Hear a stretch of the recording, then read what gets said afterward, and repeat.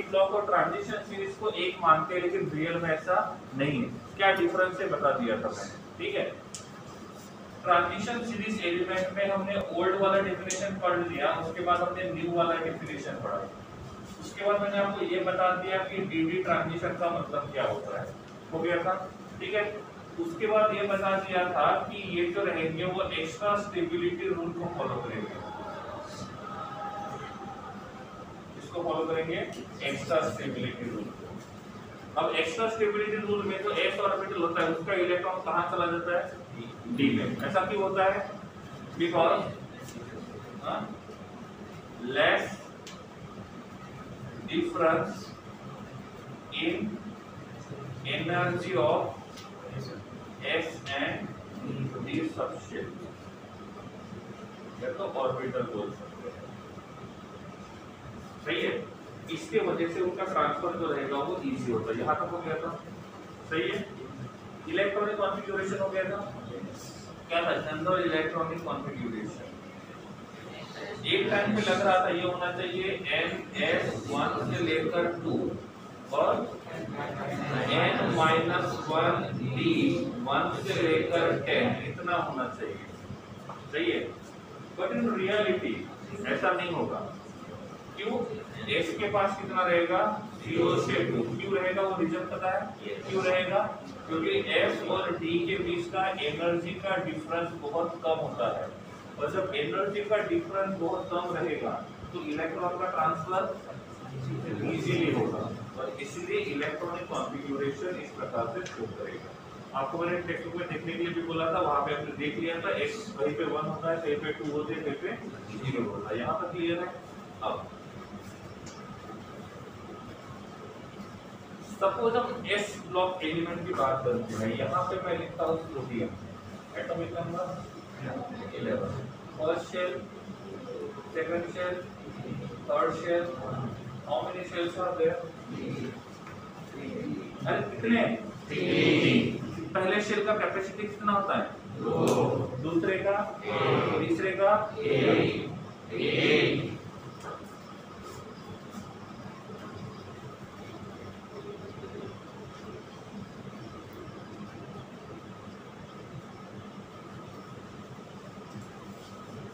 सही है। These are the capacity of shell. पहले शेल का कैपेसिटी 2n², 2n², सही है। तो पहले शेल का कैपेसिटी रहेगा 2, दूसरे का रहेगा 8, तीसरे का रहेगा 18, चौथे का रहेगा 8। अब s यहाँ पे देखो, फर्स्ट शेल कंप्लीट है, incomplete, second shell complete, third shell complete. How many shells are incomplete, how many shells are incomplete, 1। Balance shell, penultimate shell, antepenultimate shell. मैं बोल सकता हूँ s ब्लॉक के जो एलिमेंट्स है उनमें एक ही शेल इनकम्प्लीट रहेगा, कौन सा, बैलेंस शेल। हम डी ब्लॉक का एलिमेंट लेते हैं, फिर दूसरा एलिमेंट लेते हैं chlorine, atomic number 17, first shell में, सेकंड में, थर्ड में कितने शेल है, first shell complete, incomplete, second shell complete, incomplete, third shell complete, incomplete, पक्का थर्ड शेल इनकम्प्लीट है। तो कितने शेल इनकम्प्लीट है, बैलेंस शेल होता है, बैलेंस शेल, ठीक है।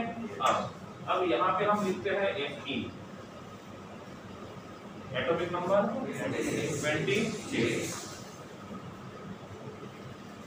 Electronic configuration 1s2, 2s2, 2p6, 3s2, 3p6, 4s2, 3d6। First shell में कितने इलेक्ट्रॉन, सेकंड शेल में 8, थर्ड में 14, लास्ट में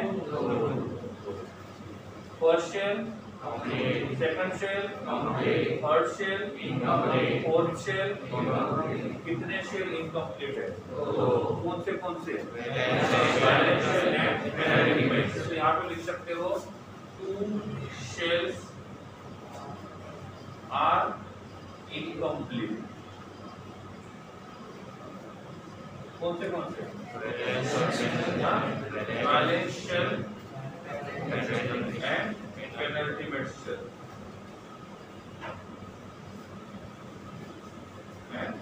अल्टीमेट शेल। ठीक है, ओके। अब ये जो डी ब्लॉक है जिसको हमने क्या बोला है, ट्रांजिशन सीरीज एलिमेंट। क्या बोला है, ट्रांजिशन सीरीज एलिमेंट। ठीक है, अब ट्रांजिशन सीरीज एलिमेंट की बात करते हैं तो सबसे पहला डी ब्लॉक का एलिमेंट कौन सा है, स्कैंडियम। कौन सा है, स्कैंडियम।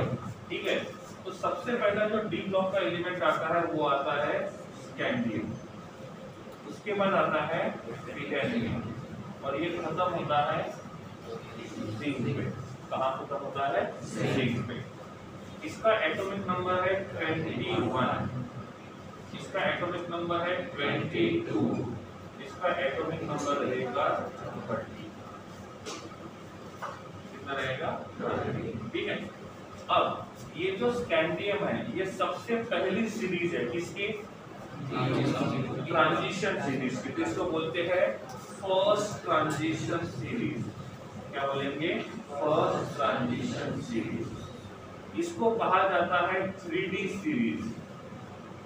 इसको कहा जाता है 3D सीरीज। क्यों 3D बोला होगा, क्योंकि जब इनका इलेक्ट्रॉनिक कॉन्फ़िगरेशन करते हैं तो इसका वैलेंस इलेक्ट्रॉन कहाँ पे आता है, 3D में, और इसका लास्ट इलेक्ट्रॉन 3D में आने की वजह से इस सीरीज को कहा जाएगा 3D सीरीज।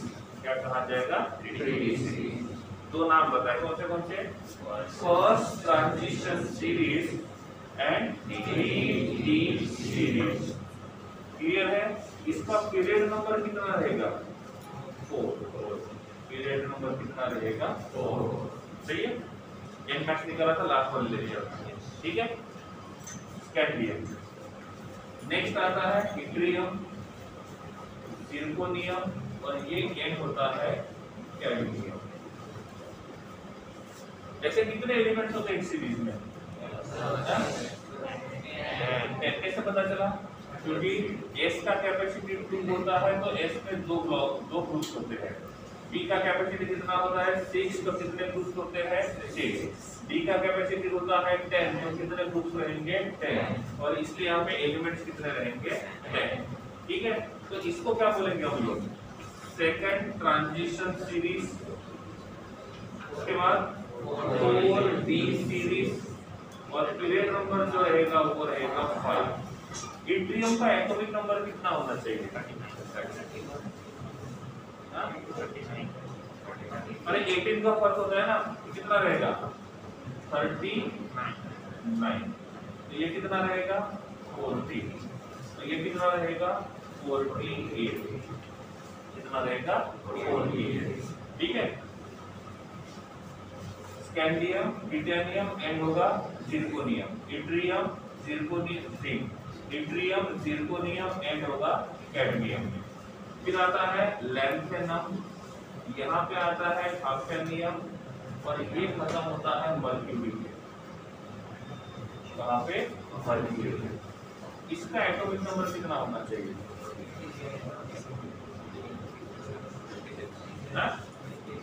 57, 18। अरे इसमें 18 मिला दो ना, कितना होगा, 67। ये कितना होना चाहिए, ये होता है 72। कितना होता है, 72। क्यों, क्योंकि बीच में कौन आता है, F, तो बीच में कौन रहेगा, F। कहां से कहां तक, 1 से लेकर 14 तक। कहां से लेकर, 1 से लेकर 14 तक। ठीक है, एंड में इसका एटॉमिक नंबर कितना रहेगा,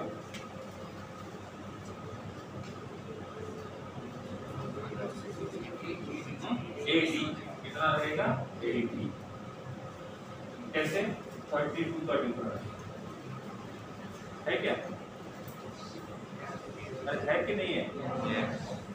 इसको क्या बोलेंगे, third transition series, 5D series and period number will be 6। ठीक है, नेक्स्ट वाला आता है एक्टिनियम, उसके बाद आता है रुदरफोर्डियम और ये इनकम्प्लीट है तो यहाँ पे कुछ लिखने की जरूरत नहीं है। इसका एटॉमिक नंबर कितना होगा? 32, 89। ये कितना होगा? 104। कितना रहेगा? 104। Okay. Scandium electronic configuration 4s2 3d1। Titanium 4s2 3d2। सही है? तो मैं यहाँ पे लिख सकता हूँ this is d1 and this is d2। तो इट्रियम भी क्या रहेगा? d1। जिरकोनियम क्या रहेगा? d2। लैंथेनम क्या रहेगा? d1। हाफेनियम क्या रहेगा? d2। एक्टिनियम क्या रहेगा? d1। रुदरफोर्डियम क्या रहेगा? d2। मतलब इनके d ऑर्बिटल के पास कितना इलेक्ट्रॉन रहेगा? 1। और इसके d ऑर्बिटल के पास कितने इलेक्ट्रॉन रहेंगे? ठीक है। इनमें से टोटल कितने सीरीज हो गए? इसको क्या बोलेंगे? 4 transition series, 6d series and period number जो रहेगा वो 7। इनमें कितने सीरीज हो गए? 4 में से कितने सीरीज कंप्लीट है? कौन से? First, second, third. ये कैसा है? इनकम्प्लीट। और इसीलिए इसके बारे में हमको नहीं पढ़ना है। कितने के बारे में पढ़ना है? 3 के बारे में। एक है 3d, दूसरा है 4d और एक रहेगा 5d। कितने सीरीज? 3 सीरीज। एक बार अच्छे से देख लो। आगे बहुत सारे जगह प्रॉपर्टीज पढ़ने के लिए ये टेबल आपके काम आएगा। देख लो अच्छे से।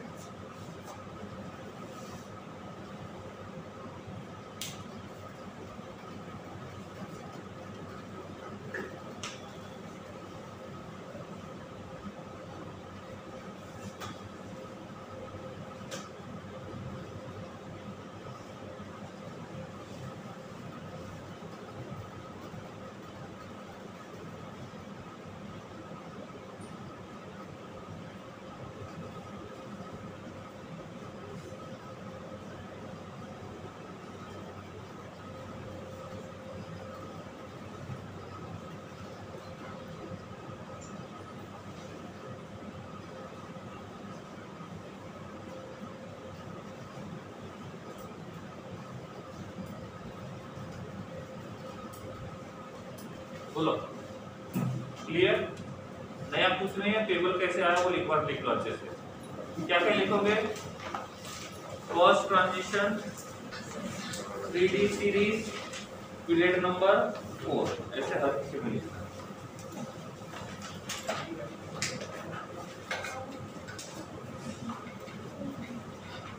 जो पहले नहीं लिखा था वो लिखना है, सब कुछ कॉपी नहीं करना है। ठीक है? और ये जो लिखा हुआ इलेक्ट्रॉनिक, ये स्कैंडियम, टिटेनियम, जिंक, ये लिखना है। जिंक में डी क्या आएगा? d1, d2, d3, d10।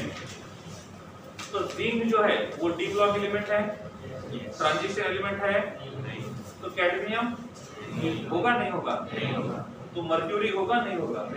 तो जिंक, कैडमियम और मर्क्यूरी जो है वो डी ब्लॉक एलिमेंट तो है लेकिन ट्रांजिशन एलिमेंट नहीं है।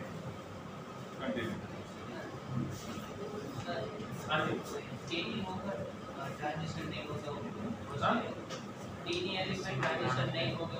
नहीं होगा, उसको हम कंसीडर नहीं कर लेंगे। लिख लो कोई बात। ये लास्ट वाले जो रहेंगे वो ट्रांजिशन नहीं रहेंगे, मानना है। पढ़ेंगे साथ में लेकिन ये ट्रांजिशन नहीं रहेंगे।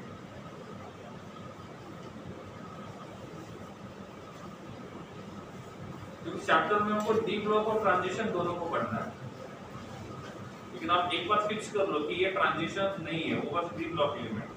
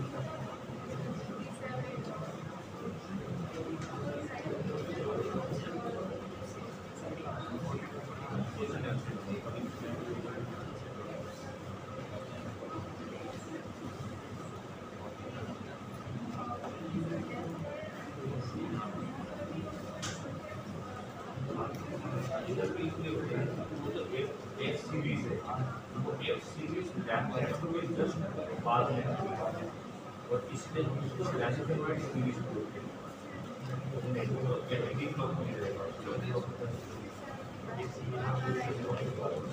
वो लैंथेनम के बाद आता है, इसलिए वो लैंथेनम पहले सीरीज का नाम लैंथेनॉइड है। लैंथेनॉइड की वजह से लैंथेनम के पास जो लैंथेनॉइड है इसको उन्होंने एक बने हुए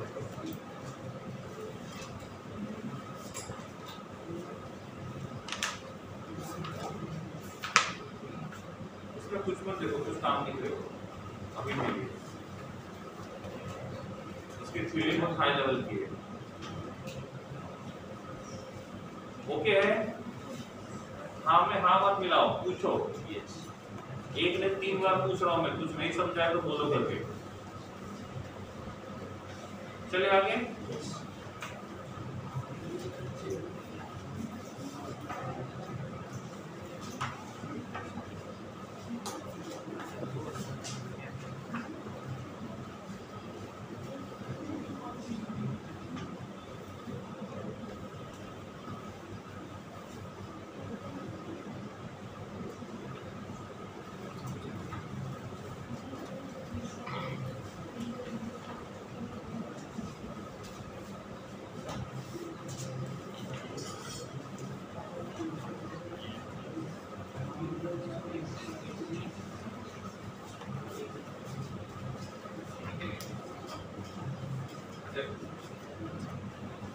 रेडी सीरीज स्कैंडियम ब्रिटानियम जिंक, ये कितना था 21 22 30। उसके बाद आया था 4D सीरीज, कहाँ से शुरू हुआ था इट्रियम, फिर जिरकोनियम और खत्म हुआ था कैडमियम। एटॉमिक नंबर 39, 40 और 48। ठीक है। आफ्टर दैट यहाँ पे था 5D, लैंथेनम, हैफेनियम, मर्क्यूरी। ठीक है। लैंथेनम कितना था 58, 57। ये कितना था 72 और ये कितना था 80। इतना सफिशिएंट है, क्योंकि लास्ट वाला जो है वो इनकम्प्लीट है, तो उसके बारे में फिलहाल नहीं पढ़ना। तो उसके बारे में ज्यादा नहीं दिया हुआ है, 3D 4D और 5D के बारे में ज्यादा दिया हुआ है। ठीक है। अब पहले हमको यहाँ पे जो प्रॉपर्टी पढ़ना है that is size, and size is directly proportional to force of attraction inversely. तो यहाँ पे होना चाहिए 1/4 ऑफ अट्रैक्शन। ठीक है। अब देखो मैंने बोला तो आपको कि हमको 3D सीरीज 4D सीरीज और 5D सीरीज पढ़ना है, लेकिन हमको ज्यादा डिटेल पढ़ना है 3D सीरीज। डिटेल में कौन पढ़ना है 4D और 5D बस कंपैरिजन करना है कि 3D में ऐसा है तो 4D में क्या होगा, 4D में ऐसा है तो 5D में क्या होगा। ठीक है।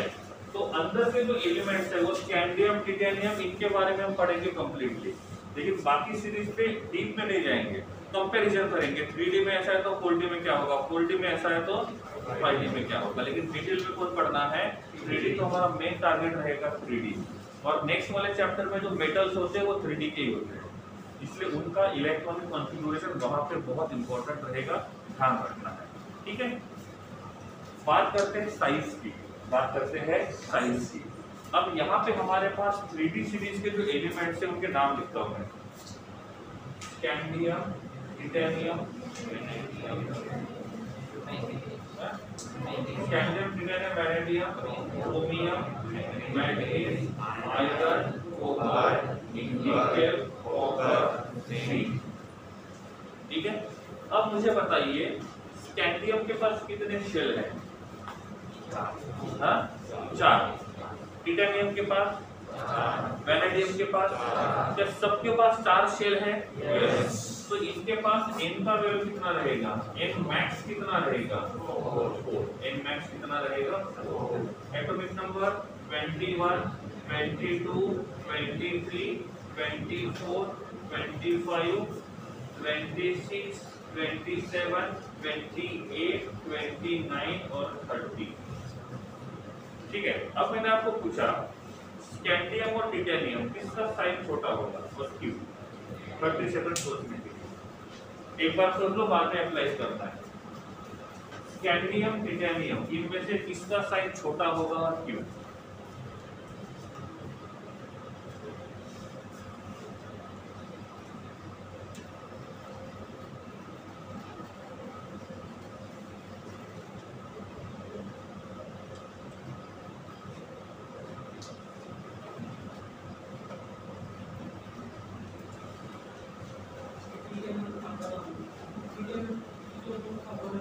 स्कैंडियम, टिटेनियम में से टिटेनियम का साइज बड़ा होगा, क्यों? उसके वैलेंस शेल में ज्यादा इलेक्ट्रॉन। इधर किसका साइज छोटा रहेगा, किसका साइज बड़ा रहेगा और क्यों? हाँ, टिटेनियम का साइज बड़ा रहेगा। Okay, reason?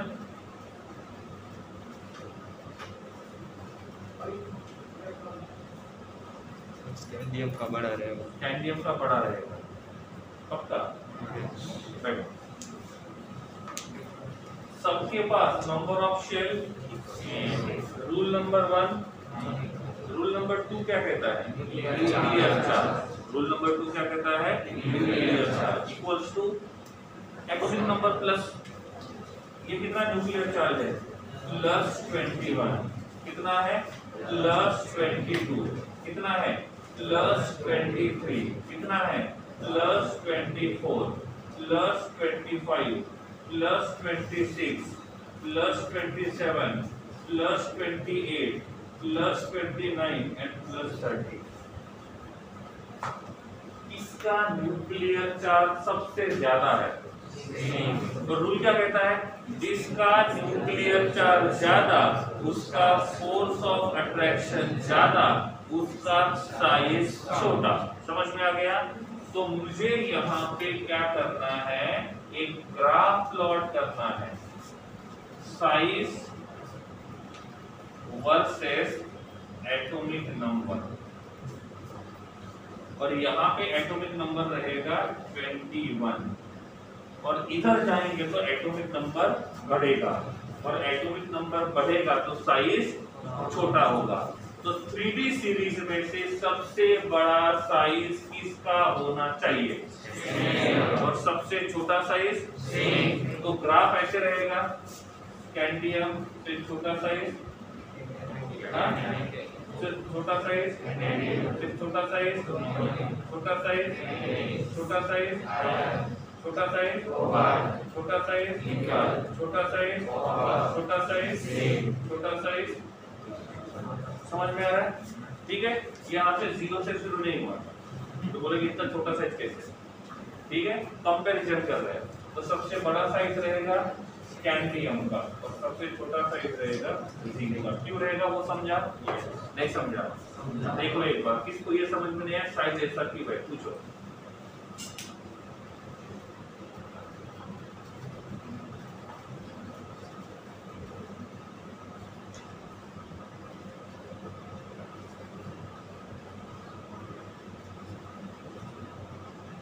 नहीं समझा? रूल नंबर 1 क्या कहता है? जिसके पास नंबर ऑफ शेल सबसे ज्यादा है उसका साइज बड़ा। रूल नंबर 2 उनके लिए आता है जिनके पास नंबर ऑफ शेल सेम रहेंगे।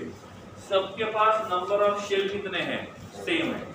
जब नंबर ऑफ शेल सेम होते तो रूल नंबर 2 क्या कहता है?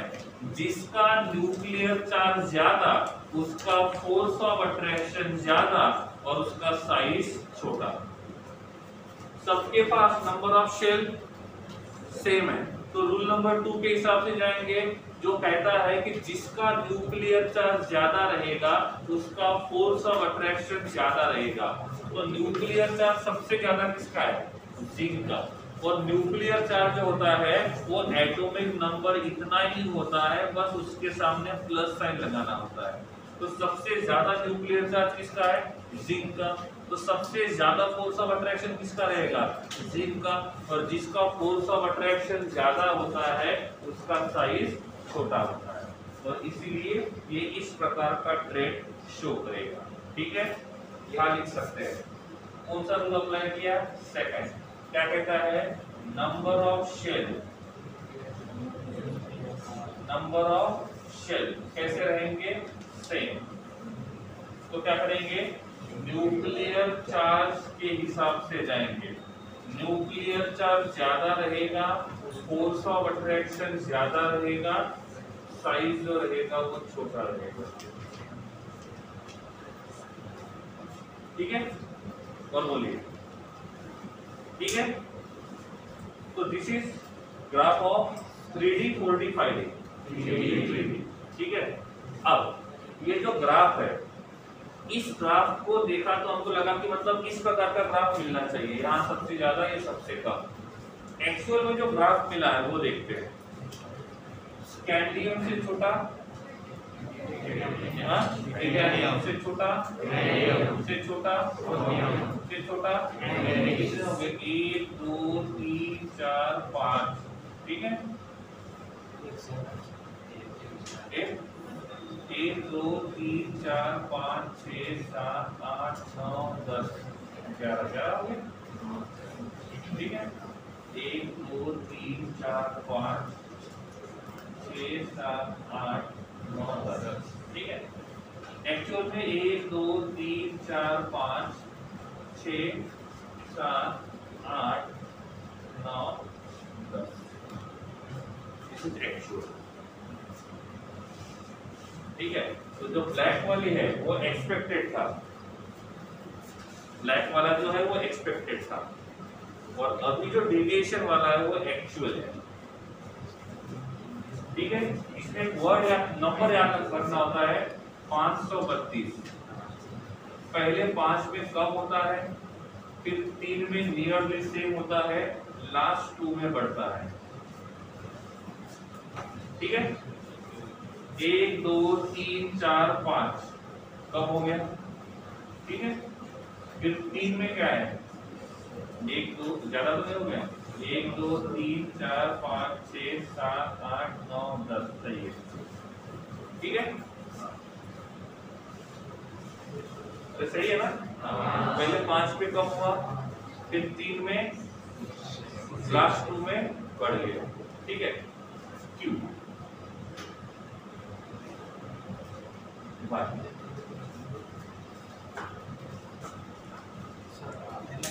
हाफ फील्ड हो जाएगा, फिर रिपल्शन बढ़ जाएगा इलेक्ट्रॉन की, जितना वो साइज में चेंज हो सकता है।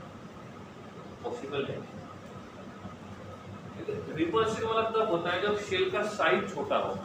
ये तो 4th शेल है, 3rd शेल है, उनका कैपेसिटी ऑलरेडी ज्यादा होता है। Wait right. और बोले दूसरा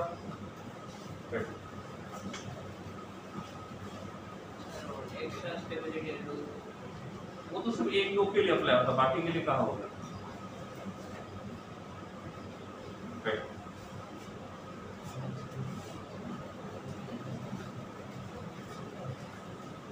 nucleus, first shell, second shell, third shell, fourth shell. सही है।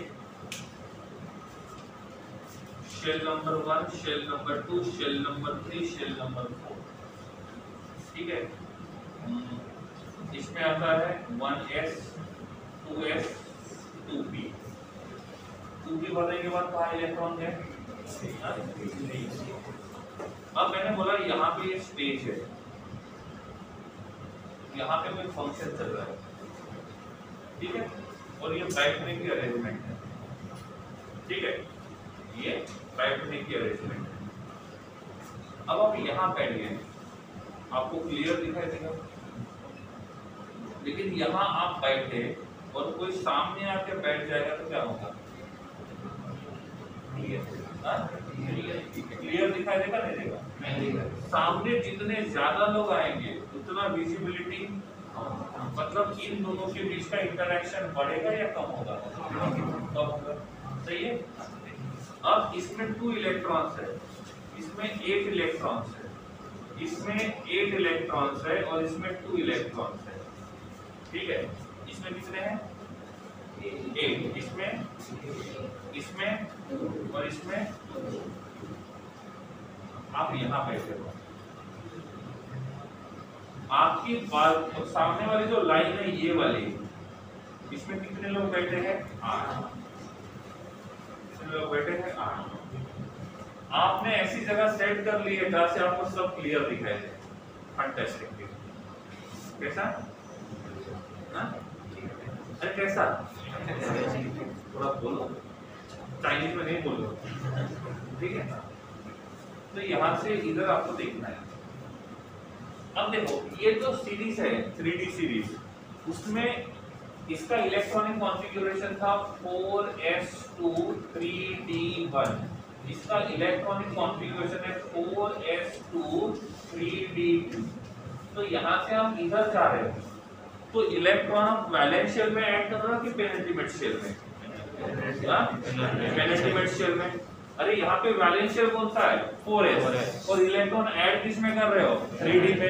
तो वैलेंस शेल में, पेनिट्रिमेट शेल में। तो आप जो इलेक्ट्रॉन ऐड कर रहे हो, अब मैंने बोला आप यहाँ पे बैठे हो और इसी लाइन में कोई आके बैठेगा, आप यहाँ बैठे हो, इसी लाइन में आके कोई बैठेगा तो आपको फर्क पड़ेगा।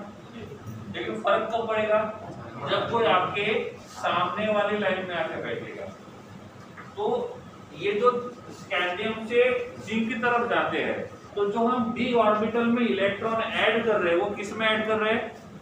वैलेंस शेल में, पेनिट्रिमेट शेल में। तो 8 के कितने हो गए? 9। कहां पे गए? टिटेनियम। टिटेनियम से गए वैनेडियम, कितने हो गए? 10। अब धीरे धीरे यहाँ पे इलेक्ट्रॉन्स का क्वांटिटी बढ़ेगा, यहाँ पे जो लोग बैठे हैं उनका क्वांटिटी बढ़ेगा। तो इसके वजह से इन दोनों के बीच का इंटरेक्शन बढ़ेगा या कम होगा? कम होगा। और इनके बीच का इंटरेक्शन कम होगा तो ये इलेक्ट्रॉन और न्यूक्लियस के बीच का इंटरेक्शन बढ़ता है तो दोनों पास आएंगे, और इन दोनों के बीच का इंटरेक्शन कम होगा तो ये दूर जाएंगे। समझिए बात? नहीं समझा? ठीक है। क्या बोला कि हम जो इलेक्ट्रॉन्स ऐड कर रहे हैं, फिर आपने बोला कि सर कोई बात नहीं, 8 लोग बैठे हैं कोई दिक्कत नहीं है, 9 आके बैठ गए कोई दिक्कत नहीं है, 10 आके बैठ गए कोई दिक्कत नहीं है, 12 हो गए कोई दिक्कत नहीं है, 14 हो गए, सर हम थोड़ी थोड़ी दिक्कत हो रही है। तो दिक्कत एकदम से नहीं बढ़ी, यहाँ बढ़ी है। सही है? क्लियर हो गया? सेम दिक्कत यहाँ पे बढ़ती है। देखो इधर से इधर जा रहे, साइज कम क्यों हो रहा था? क्योंकि यहाँ से यहाँ जा रहे तो पहले 5 में न्यूक्लियर चार्ज ज्यादा है और शील्डिंग इफेक्ट कम है। ये तो इफेक्ट होता है ना नहीं दिखने वाला, इसको शील्डिंग इफेक्ट बोलते हैं। आई थिंक 10th 11th में बताया था मैं, ठीक है। तो इन दोनों में पहले 8 लोग थे, शील्डिंग इफेक्ट नहीं के बराबर था, 9 लोग थे नहीं के बराबर था, 10 लोग थे नहीं के बराबर था। इसलिए शील्डिंग इफेक्ट और न्यूक्लियर चार्ज में से किसका इफेक्ट ज्यादा है? और न्यूक्लियर चार्ज क्या बोलता है? न्यूक्लियर चार्ज बढ़ेगा तो फोर्स ऑफ अट्रैक्शन बढ़ेगा तो साइज कम होना चाहिए, इसलिए पहले 5 में साइज कम हुआ,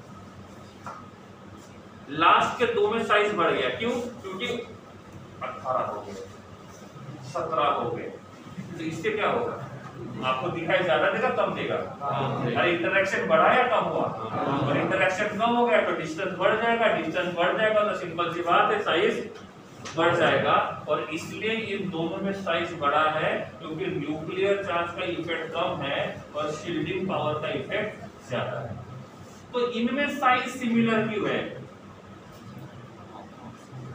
अरे इधर कौन ज्यादा है? कौन कम है? इधर कौन ज्यादा है?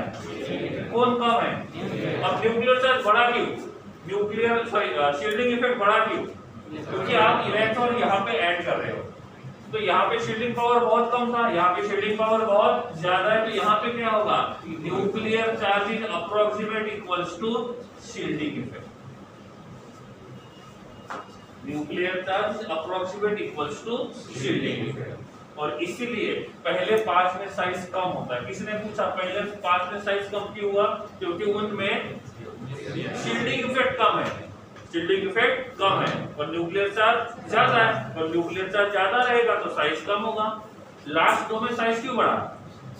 क्योंकि इनर शेल में इस वैलेंस पेनिट्रेंट शेल में इलेक्ट्रॉन एकदम से बढ़ गए, और इलेक्ट्रॉन जब एकदम से बढ़ेंगे तो शील्डिंग पावर बढ़ जाएगा, और शील्डिंग पावर बढ़ेगा साइज। समझ गया? उसके बाद इसमें क्यों हुआ?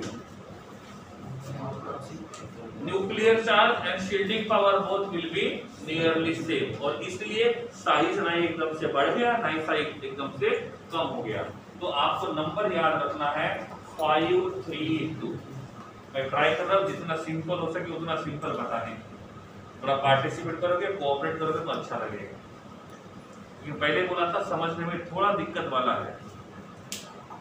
अरे समझा नहीं समझा? पहले पांच में क्यों कम हुआ साइज? क्योंकि न्यूक्लियर चार्ज का इफेक्ट ज्यादा है और शील्डिंग इफेक्ट कम है। नेक्स्ट तीन में क्यों इक्वल है? क्योंकि शील्डिंग इफेक्ट और न्यूक्लियर चार्ज दोनों एक दूसरे को कैंसिल आउट कर रहे हैं। लास्ट दो में क्यों बढ़ा? क्योंकि शील्डिंग इफेक्ट ज्यादा बढ़ गया और न्यूक्लियर चार्ज के कंपेयर में बहुत ज्यादा है। क्यों ज्यादा है? क्योंकि ये इनर शेल जो पेनिट्रेंट शेल है उसमें इलेक्ट्रॉन ज्यादा बढ़ गए, और इसी वजह से हमने सोचा था कि ग्राफ ऐसा आना चाहिए, रियल में ग्राफ ऐसे आएगा। समझा? अरे यस और नो? अब 3D का ग्राफ ऐसे आएगा। इसको मैंने बोला ये वाला ओल्ड ग्राफ, ये न्यू ग्राफ। तो 4D का ग्राफ कैसे आएगा? ओल्ड के हिसाब से, न्यू के हिसाब से। क्यों? क्योंकि जब 3D में इलेक्ट्रॉन हम पेनिट्रेंट शेल में ऐड करते हैं, 4D में तो ऐसा ही होता है ना, हम वहां पे भी इलेक्ट्रॉन्स कहां पे ऐड करेंगे? पेनिट्रेंट शेल में, तो वहां पे भी इफेक्ट कैसा रहेगा? सेम रहेगा। तो 3D का ग्राफ भी ऐसे रहेगा, 4D सीरीज का ग्राफ ऐसे ही रहेगा, 5D सीरीज का भी ग्राफ ऐसे ही रहेगा। नहीं समझा? कुछ तो बोलो। पक्का? बोल लो एक बार। देखना है, लिखना नहीं है।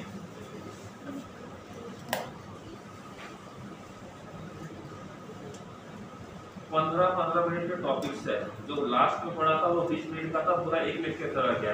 ये 10 मिनट का था, आधा पौन घंटा हो गया। इससे सिंपल और नहीं हो सकता। It is waste. जो नहीं समझा है पूछ सकते हो, इसके पहले कि मैं आपको पूछूं।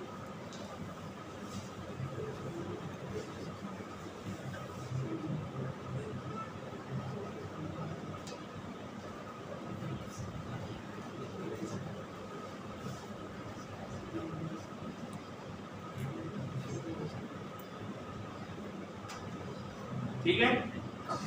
ओके, तो ग्राफ सेम होंगे या डिक्रीज? एमएन और एफई में दोनों का साइज क्या लगता है? डिक्रीज। ठीक है, पहले 5 में कम होता है, नेक्स्ट 3 में इक्वल रहता है, फिर बढ़ जाता है। ग्राफ दिया होगा, देखो टेक्स्ट बुक में साइज का ग्राफ।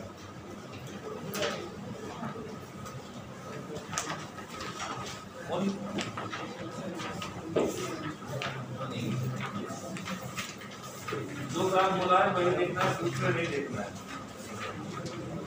रहने दो एक मिनट, रहने दो, बंद कर दो, बंद कर दो, बंद कर दो, थोड़ी देर के बाद देखना। शील्डिंग इफेक्ट का मतलब होता है जब इनर ऑर्बिटल में इलेक्ट्रॉन्स आते हैं। अब यहाँ पे इलेक्ट्रॉन्स आएंगे तो ये इलेक्ट्रॉन्स क्या करेंगे? वैलेंस इलेक्ट्रॉन और न्यूक्लियस के बीच का फोर्स ऑफ अट्रैक्शन कम करेंगे, और इस इफेक्ट को बोलते हैं शील्डिंग इफेक्ट। ठीक है? अब ग्राफ किसके लिए? 3D, 4D, 5D?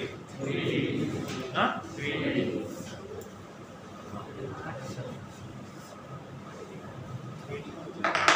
तो 3D का ग्राफ कैसे है? पहले कम हुआ, फिर कांस्टेंट है, फिर बढ़ गया। This is 3D। यहाँ पे कौन है? कैंटिलीवर। 4D का पहला कौन है? इट्रियम। उसका साइज स्कैंडियम से बड़ा रहेगा छोटा रहेगा? क्यों बड़ा रहेगा? एक शेल ज्यादा है ना, तो यहाँ पे रहेगा 4d।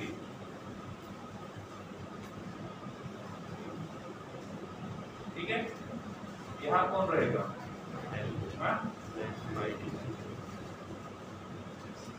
तो सबसे छोटा सेंटेंस कौन है? 3d 4d और 5d में से 3d। उससे बड़ा साइज 4d, उससे बड़ा साइज 5d। किसी ने रीजन पूछा तो बता सकते हो, क्या बताओगे? अब आप बोलोगे सर यहाँ पे ये ट्रेंड है, यहाँ पे भी ये ट्रेंड की वजह पता है? इसमें न्यूक्लियर चार्ज ज्यादा, शील्डिंग पावर कम। Nuclear charge shielding power same, nuclear charge कम, शील्डिंग पावर ज्यादा। सही है? ओके है? ये क्लियर हुआ? अरे नहीं, पक्का? तो ये है 3D 4D और 5D का कंपैरिजन। 3D 4D और 5D का comparison. But in reality 5D जो है वो गड़बड़ करता है, और इसका जो ग्राफ है 5D का और 4D का जो ग्राफ है वो नियरली इक्वल होता है।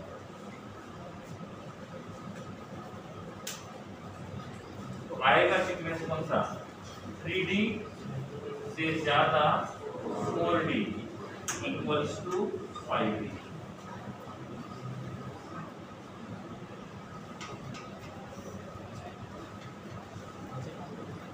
ठीक है, इक्वल्स टू 5D। सोचो 30 सेकंड क्यों ऐसा हो सकता है?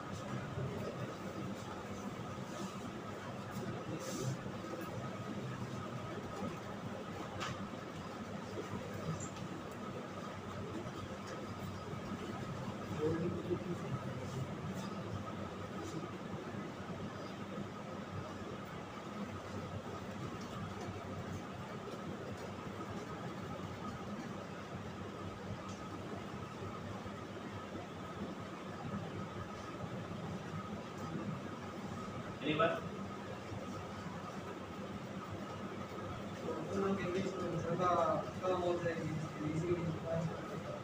नहीं, उसका रीजन यहाँ नहीं है।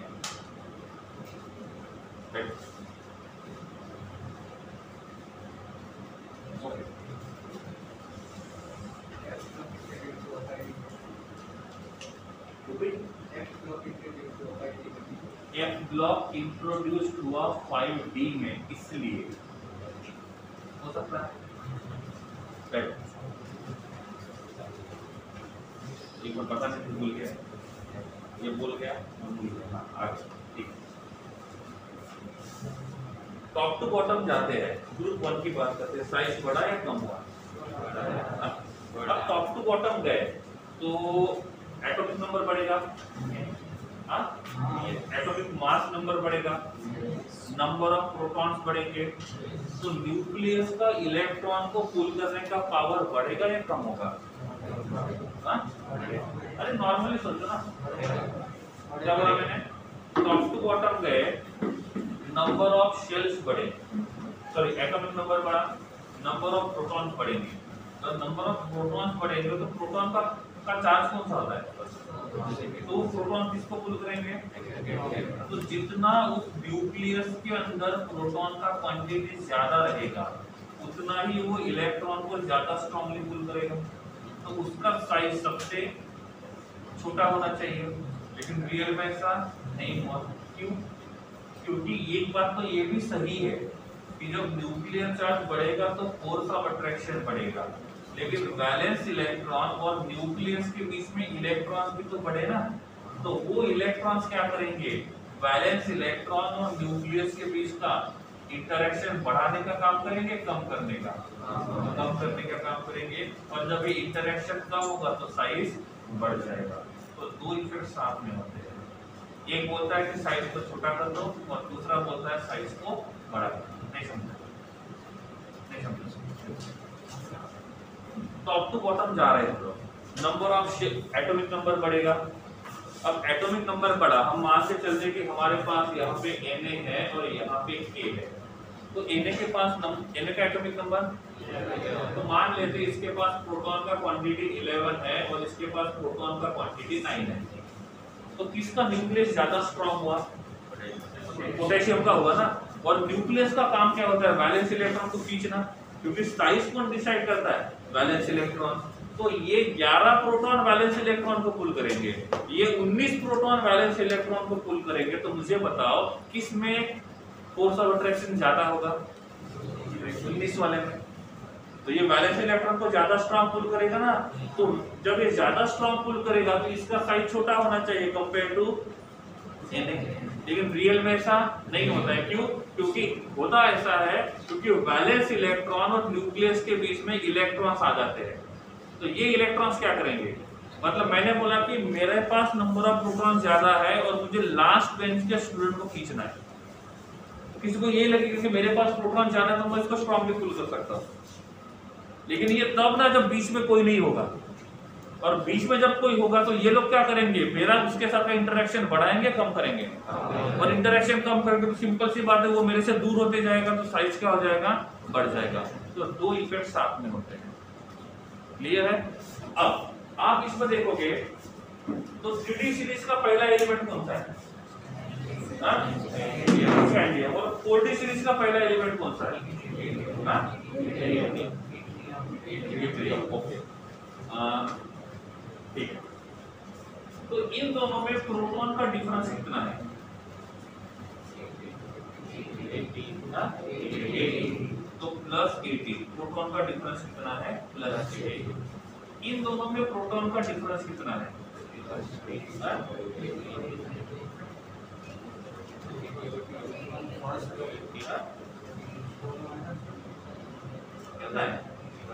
18। ठीक है। अब इसमें भी कितना रहेगा? प्लस 18। ठीक है।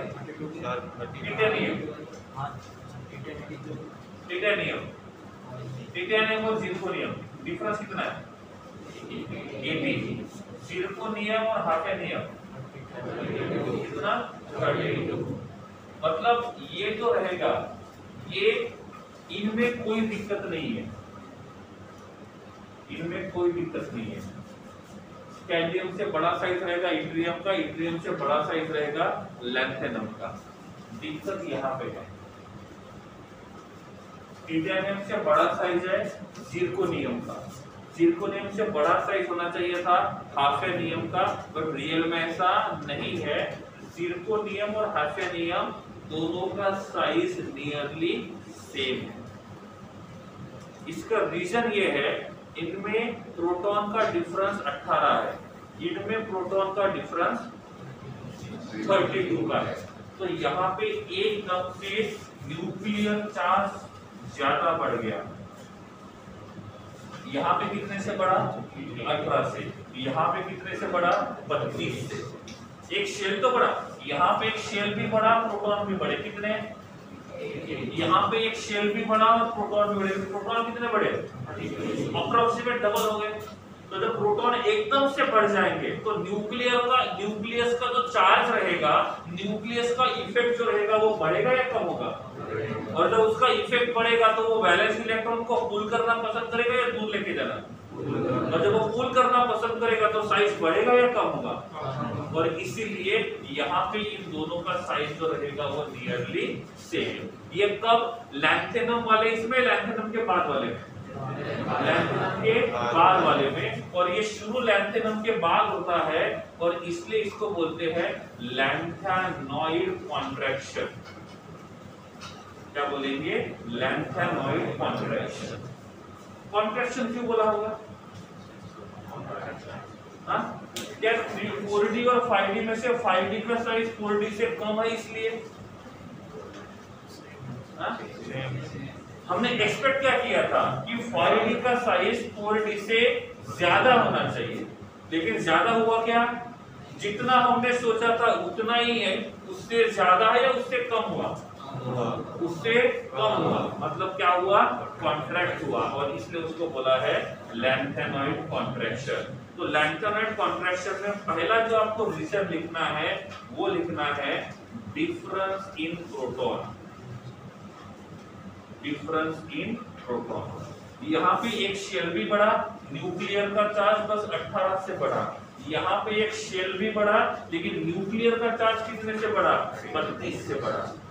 तो यहाँ पे न्यूक्लियर का चार्ज एकदम से बढ़ गया, और जब न्यूक्लियर का चार्ज एकदम से बढ़ जाएगा तो फोर्स ऑफ अट्रैक्शन भी एकदम से बढ़ जाएगा, तो साइज बढ़ने के बजाय उतना ही रहेगा। और इसलिए 4d और 5d इन दोनों का साइज सिमिलर होगा। ठीक है, reason number 1। Reason number 2, titanium में इलेक्ट्रॉन आने से पहले इलेक्ट्रॉन कहां पे जा रहे थे? d orbital, s orbital, p orbital, f orbital, d orbital. Zirconium के पहले जो इलेक्ट्रॉन थे वो कहां जा रहे थे? d orbital, f orbital, p orbital, s orbital. Hafnium में आने से पहले इलेक्ट्रॉन्स कहां जा रहे थे? f orbital. कहां जा रहे थे? f orbital. लास्ट लिख के दिया था, इसमें f में इलेक्ट्रॉन्स आएंगे। अब s orbital, p orbital, d orbital और f ऑर्बिटल, इनका शील्डिंग इफेक्ट स्ट्रॉन्ग होता है और इनका शील्डिंग इफेक्ट पुअर होता है। शील्डिंग इफेक्ट पुअर होता है। क्यों? क्योंकि ये जो होते हैं वो कॉन्सेंट्रेट होते हैं, और ये जो ऑर्बिटल्स होते हैं ये फैले हुए होते हैं, और जो डिफ्यूज्ड ऑर्बिटल होता है उसका शील्डिंग इफेक्ट कम होता है। तो ये ऑर्बिटल जो रहेगा वो शील्डिंग पावर को कम करेगा, और शील्डिंग पावर कम होता है तो फोर्स ऑफ अट्रैक्शन बढ़ जाता है। और इसलिए ड्यू टू 4f इलेक्ट्रॉन, क्योंकि लैंथेनम जो है उसमें इलेक्ट्रॉन्स d में आए थे, लेकिन हाफेनियम और लैंथेनम के बीच में 14 का डिफरेंस है, तो यहाँ पे जो इलेक्ट्रॉन्स है वो कहाँ पे गए थे? 4f में गए थे। और ये 4f के जो इलेक्ट्रॉन्स है उनका शील्डिंग पावर पुअर है, और जितना शील्डिंग पावर पुअर रहेगा उतना फोर्स ऑफ अट्रैक्शन ज्यादा रहेगा, और इसीलिए यहाँ पे साइज बढ़ने के बजाय साइज नियरली इक्वल है। ठीक है, तो दो रीजन, पहला डिफरेंस इन प्रोटॉन और दूसरा ड्यू टू 4f इलेक्ट्रॉन। वो 4f इलेक्ट्रॉन जिरकोनियम के पास नहीं है, वो टिटेनियम के पास नहीं है, लेकिन वो किसके पास है? हाफेनियम के पास है। और इसीलिए हाफेनियम का साइज हाफेनियम का साइज जिरकोनियम से बड़ा होने के बजाय वो उससे नियरली सिमिलर रहेगा। तो ये रहेंगे साइज ऑफ ट्रांजिशन एलिमेंट। ठीक है, थैंक यू।